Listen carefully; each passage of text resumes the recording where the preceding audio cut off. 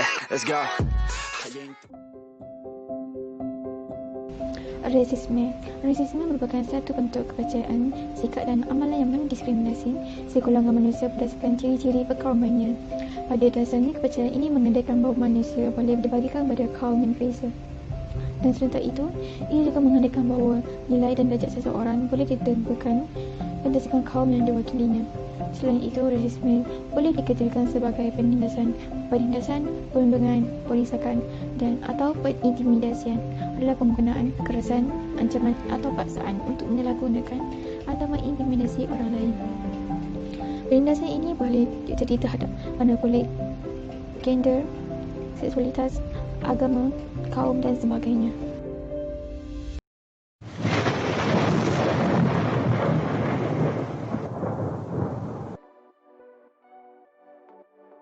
Punca resis yang utama iaitu stereotip. Seperti yang kita sedia maklum, stereotip ini definisikan sebagai satu kepercayaan berlebihan terhadap refleksi masyarakat dalam sosialiti yang berat sebelah.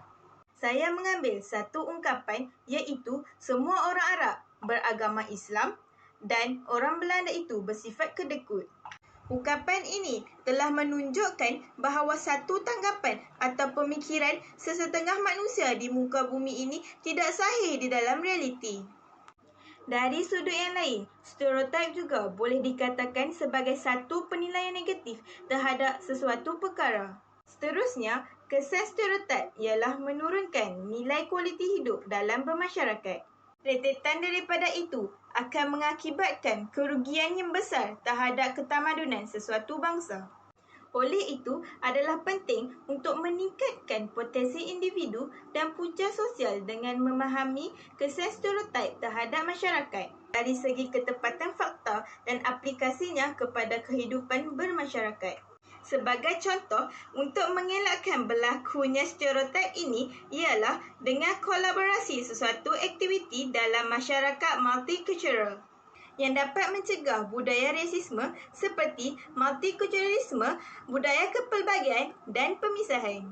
Selain itu, stereotip akan menyebabkan sesuatu etnik itu dipandang dari sudut negatif yang mengakibatkan masyarakat tidak disengani. Dan akhirnya tercetus pembentukan sifat perkauman antara masyarakat.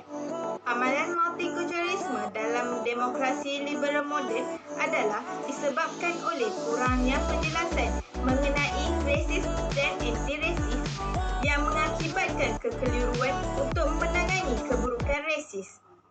Selain itu, punca berlakunya penindasan di dalam negara maupun di luar negara adalah kerana kurangnya interaksi di antara kaum yang terdapat di dalam sesebuah negara itu.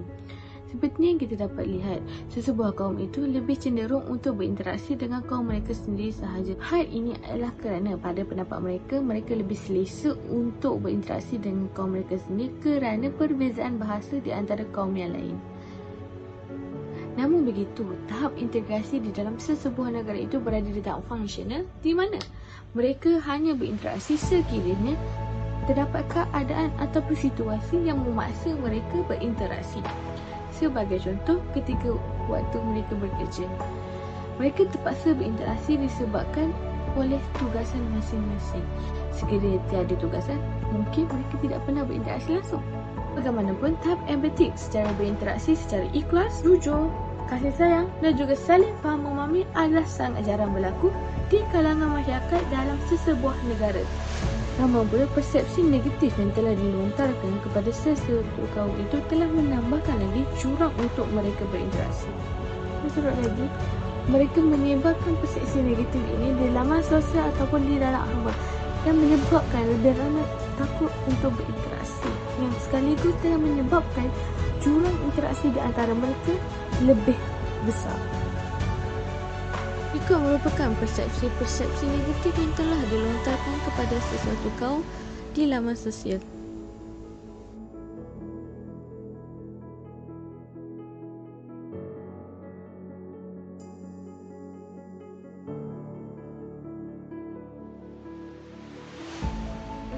Ini jelas bahawa ketidakfahaman berbahasa lain dan juga tidak mempunyai persefahaman dengan kaum yang lain telah mencipta jurang interaksi menjadi lebih luas.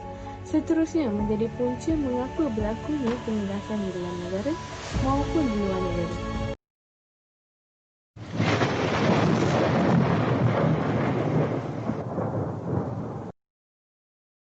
Hai, Assalamualaikum warahmatullahi wabarakatuh. Tahukah anda, tercetusnya perang ialah salah satu masalah atau kesan akibat berlakunya penindasan antara kaum jantina dan fahaman. Perkauman atau rasis berlaku di seluruh dunia, termasuklah negara yang maju. Contohnya, di Amerika Syarikat, perkauman lebih ketara di negeri bahagian selatan yang mempunyai sejarah anti-migran, khususnya kepada orang yang berkulit hitam. Perbezaan pendapat antara negeri utara dan selatan hingga tercetusnya Perang Saudara AS berpunca daripada isu perkauman.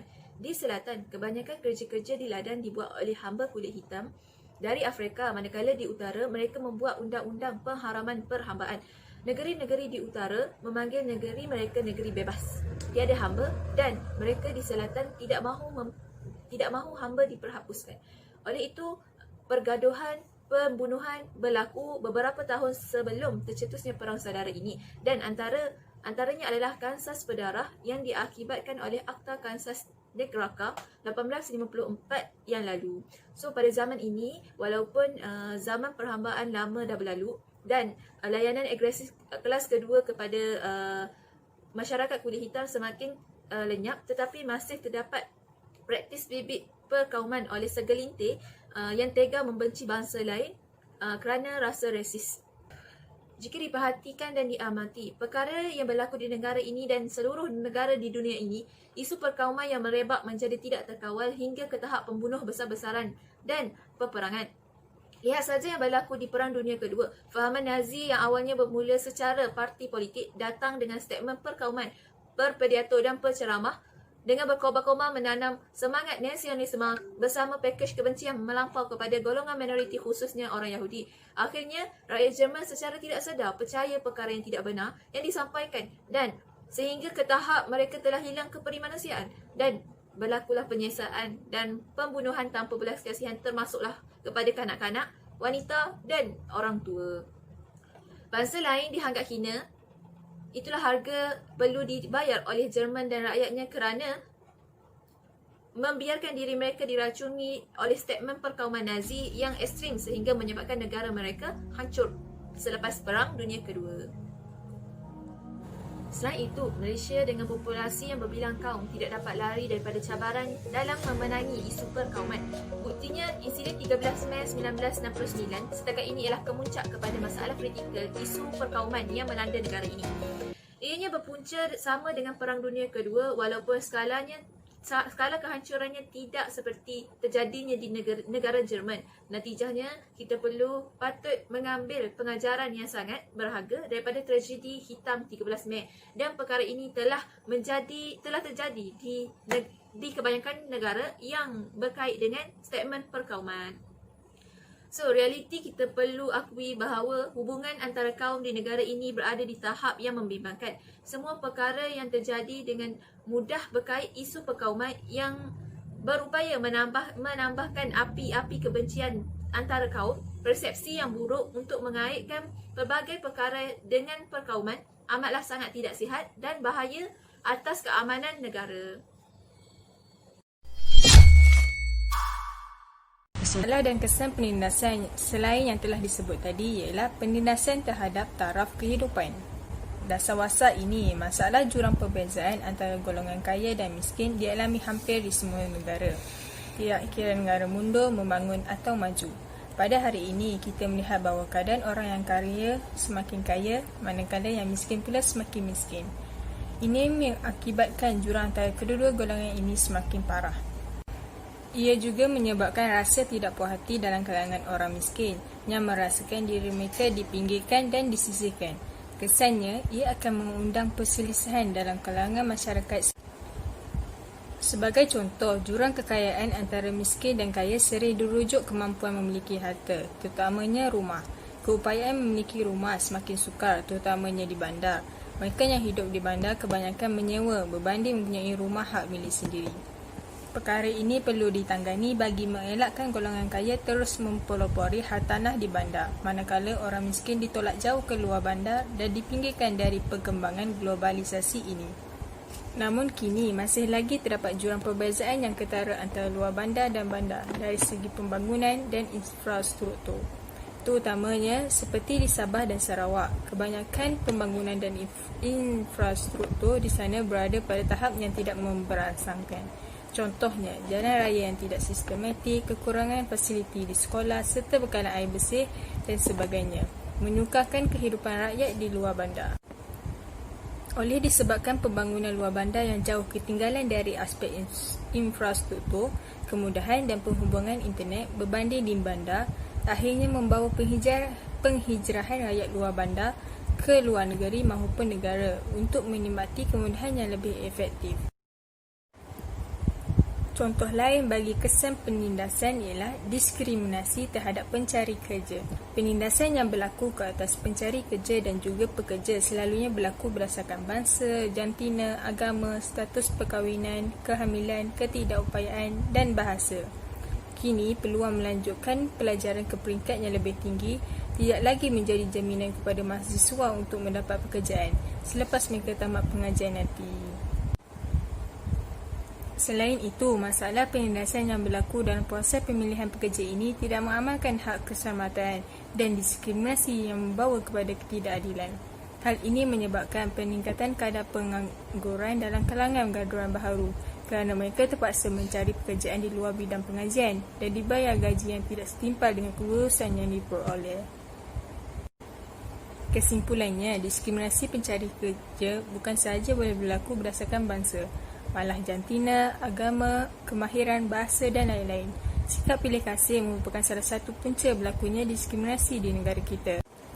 Diskriminasi pencari kerja bukan sahaja mengakibatkan masalah pengangguran bertambah, malah peluang pekerjaan yang terhidang juga akan didominasi oleh setengah kumpulan sahaja. Akhirnya, fenomena diskriminasi pencari kerja juga mengakibatkan keharmonian masyarakat terjejas kerana timbul rasa tidak puas hati sesama mereka. Negara Malaysia merupakan negara yang terdiri daripada kaum yang berbilang bangsa atau dikenali sebagai masyarakat majmuk. Misalnya seperti kaum Melayu, kaum Cina dan kaum India adalah antara 3 kaum majoriti di negara kita. Keadaan unik masyarakat ini juga boleh mencecaskan permasalahan seperti rasisme dan berlakunya ketegangan antara kaum yang membawa kepada keburukan-keburukan tertentu yang tidak diingini yang telah berlaku di negara lain. Namun begitu, apakah keburukan yang boleh berlaku jika rasisme diamalkan antara kaum-kaum di negara kita ini? Antara isu-isu yang melibatkan kaum berbilang bangsa boleh terdiri dalam aspek penggunaan bahasa rasmi, tingkah laku sosial, bidang pekerjaan dan juga perbuatan fizikal. Sebagai permulaan, kita jadikan bidang pekerjaan sebagai subjek perbahasan ini. Setiap pekerja seharusnya mempunyai cuti yang khas ataupun cuti umum semasa perayaan masing-masing. Contohnya seperti Hari Raya Aidilfitri, Deepawali dan juga Tahun Baru Cina. Bayangkan sesebuah organisasi ataupun syarikat tidak memberikan cuti perayaan kepada pekerjanya yang berlainan kaum tetapi memberi kebebasan cuti kepada kaum majoriti. Lantas wujudlah perlakuan rasisme kerana tidak berbelah bahagi kepada kaum lain. Sebagai majikan, mereka perlu menjaga integriti syarikat mereka dan juga menjaga kebajikan pekerja supaya permasalahan lain boleh dielakkan. Selain daripada itu, jika masalah rasisme masih berlaku pada masa akan datang, generasi-generasi baru akan mengikuti contoh yang tidak baik.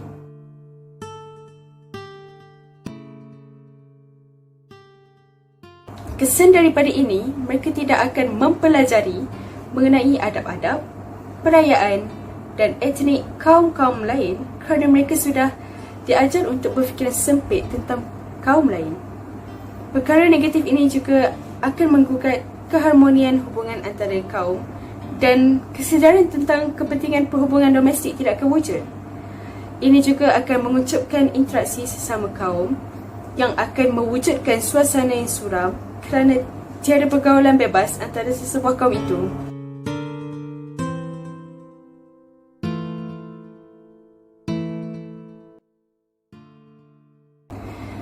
Generasi baru juga tidak akan mengenali latar belakang penuh negara Malaysia kerana tidak diperkenalkan dengan kaum-kaum lain. Jadi berikut adalah perkara-perkara buruk yang boleh berlaku jika masalah rasisme tidak diatasi di negara kita.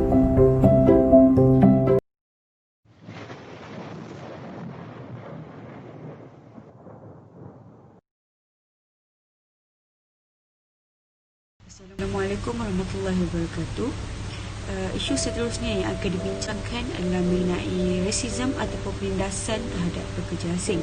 Sebelum saya terangkan dengan lebih lanjut mengenai isu ini, marilah kita menonton video pendek yang akan ditayangkan selepas ini. Didakwa telah didera sejak 2 tahun lepas, 3 pembantu rumah warga Indonesia nekat memohon bantuan awam untuk membuat laporan polis. Kesemua mereka yang bekerja dengan majikan sama di Taman Sarjana Bukit Katim, Melaka mendakwa bukan sahaja didera, malah tidak dapat menikmati wang gaji mereka yang didakwa disimpan oleh majikan berkenaan. Karena gara-gara saya belum letak ayam di dia punya tempat, saya lupa letak. Dia marah, dia pukul saya sudah hadang ini macam, dia masih pukul saya, dia boleh pukul saya punya. Sampai berdarah sini. Yang belakang ni pun dipukul pakai? Itu saya pukul pakai gagang mop. Okey, daripada video tadi kita tahu bahawa pekerja-pekerja ini telah dijadikan mangsa penderaan oleh majikan-majikan yang tidak berhati perut ini. Okey, pekerja migran seperti ini sebenarnya telah ditempatkan dalam bilik yang sesak, tidak diberikan gaji yang cukup, tidak diberikan rehat ataupun cuti yang sepatutnya diberikan, serta ada mereka yang tidak mempunyai jaminan kesihatan dan akan dihantar pulang sekiranya didapati sakit. Kebanyakan daripada mereka ini juga bukan sahaja dijadikan sebagai mangsa penderaan, tetapi juga dijadikan sebagai mangsa perdagangan. Mereka sebenarnya takut untuk membuat aduan kerana apabila mereka membuat aduan, mereka akan didakwa oleh majikan mereka di bawah Akta Immigration dan mereka akan dihantar pulang semula ke negara mereka semula. Baiklah, di samping itu, sekiranya pekerja migran ini membantah kekerasan yang berlaku ke atas mereka, pihak majikan dengan mudah akan menamatkan kontrak mereka dan akan menghantar mereka pulang semula ke kampung halaman. Dan ada juga para majikan yang menggunakan taktik mengugut dan kekerasan untuk memaksa mereka bekerja dalam jangka masa yang lebih panjang. Kesimpulannya, kemasukan pekerja asing ke dalam negara kita bukanlah satu perkara yang negatif, tetapi adalah positif kerana mereka inilah yang membantu dalam merancangkan ekonomi negara. Jadi kita sebagai rakyat Malaysia seharusnya berganding bahu dengan pihak kerajaan, pihak imigresen dan juga agensi buruh bagi memastikan pekerja-pekerja ini mendapat hak yang sama rata dengan pekerja lain. Selain itu, kita juga seharusnya memastikan kes-kes seperti perdagangan penderaan dapat dielakkan bagi memastikan keharmonian dan juga kesejahteraan dalam negara. Sekian dari saya. Terima kasih. Pada 29 Mei, kita dikejutkan dengan satu rusuhan yang berlaku disebabkan oleh pembunuhan George Floyd. Kenapa pembunuhan George Floyd ini menjadi satu punca ke arah rusuhan yang berlaku sahaja di negara Amerika Syarikat, seluruh negara? Sebelum saya cerita lebih lanjut mengenai pembunuhan George Floyd ini, mari saya terangkan sedikit latar belakang George Floyd. George Floyd dilahirkan di Texas dan dia berhijrah ke Minneapolis. Dan George Floyd ini merupakan bekas pengawal keselamatan di Minneapolis. Baiklah, mari kita masuk kepada pembunuhan George Floyd. George Floyd ini terbunuh disebabkan oleh seorang anggota polis Minneapolis yang bernama Derek Chauvin. Dan Derek Chauvin ini merupakan orang berkulit putih. Dan apa yang berlaku ketika kejadian adalah Derek Chauvin telah menggari George Floyd. Bukan sahaja dia telah menahan dan menggari George Floyd, malahan dia telah melakukan satu tindakan yang tidak berperi kemanusiaan, dan tindakannya adalah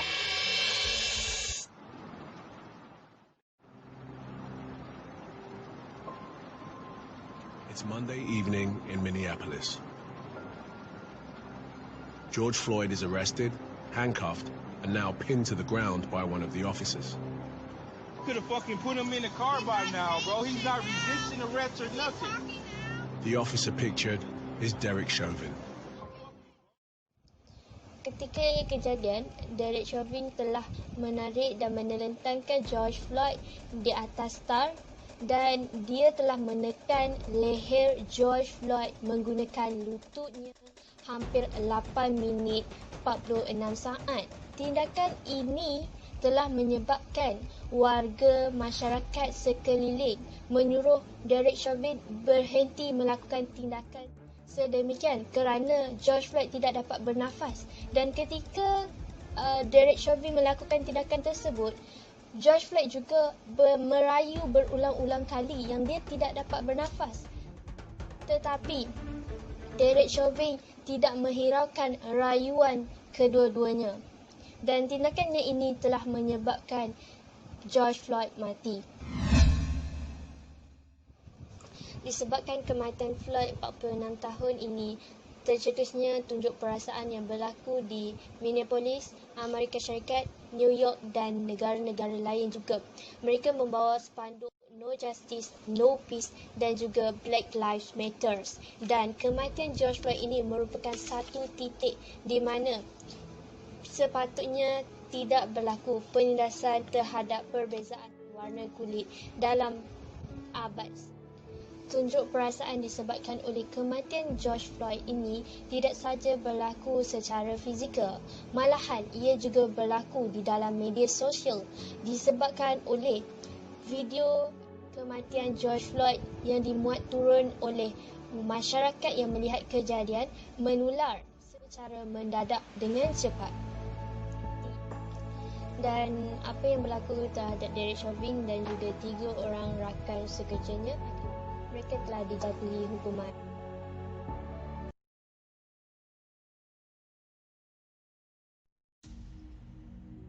Isu rasisme terhadap mentaliti masyarakat.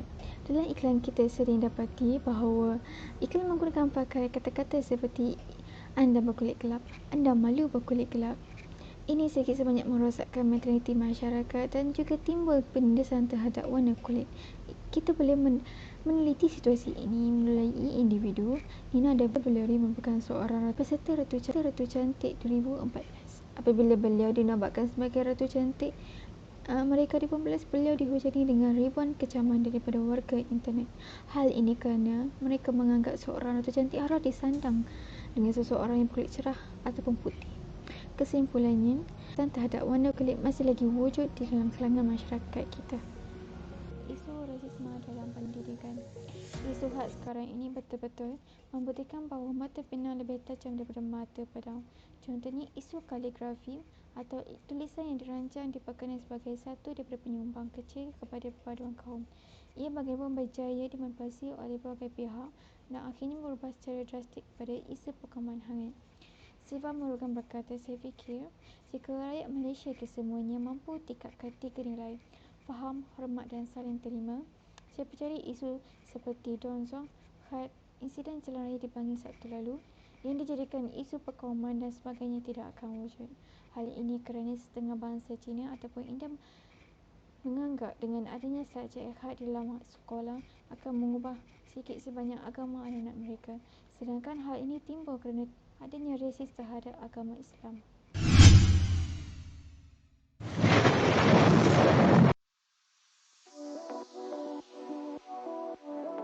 Bagi mengatasi masalah perkauman yang kita hadapi sekarang ialah dengan cara semua kaum di negara kita perlu menggunakan bahasa Melayu sebagai bahasa pertuturan seharian kita.